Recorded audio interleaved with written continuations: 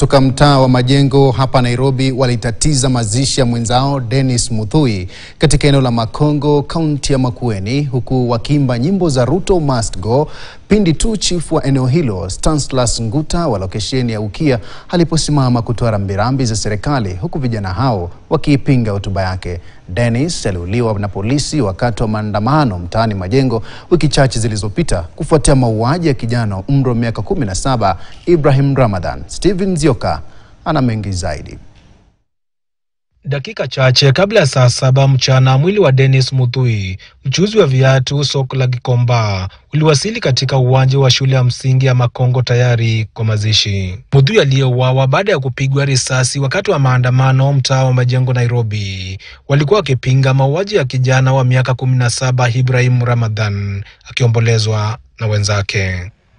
Na tunaomba yule askari aliweza kuhusika kwa hilo jambo, tungeomba achukuliwe hatua, kwa sababu sio vyema na haki kuweza kutoa nafsi ya mtu. Iko mzee alikufa juzi na Dennis.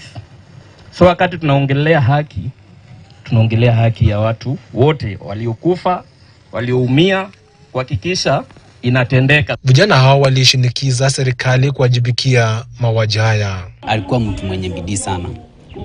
Pale kwa soko venye tulikuwa tunafanya, anaamka asubuhi, anaamka 5:30 ako Gikomba.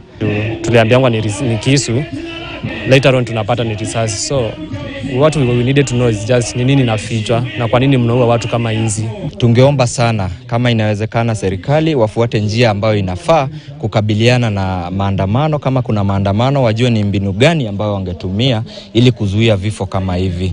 Mazishi yaliendelea vyema hadi pale chifu wa eneo la Ukia Stanislaus Ngutu aliposimama kuzungumzia sera za serikali. Vijana wakipinga mazungumzo yoyote kutoka kwa mrengo wa serikali, huku mbunge wa eneo la Kaiti Joshua Kemilu akiingilia kati kutuliza hali. Yule askari ambao aliua huyu kijana, anapaswa kuwa amewekwa ndani.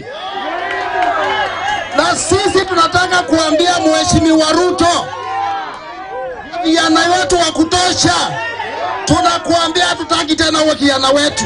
Punde mbunge huyo alipoweka kipaza sauti chini, vijana hao kwa amaki wakilichukua jeneza na kulibeba juu na kumpumzisha Dennis nyumbani kwao takriban kilomita 1 hivi.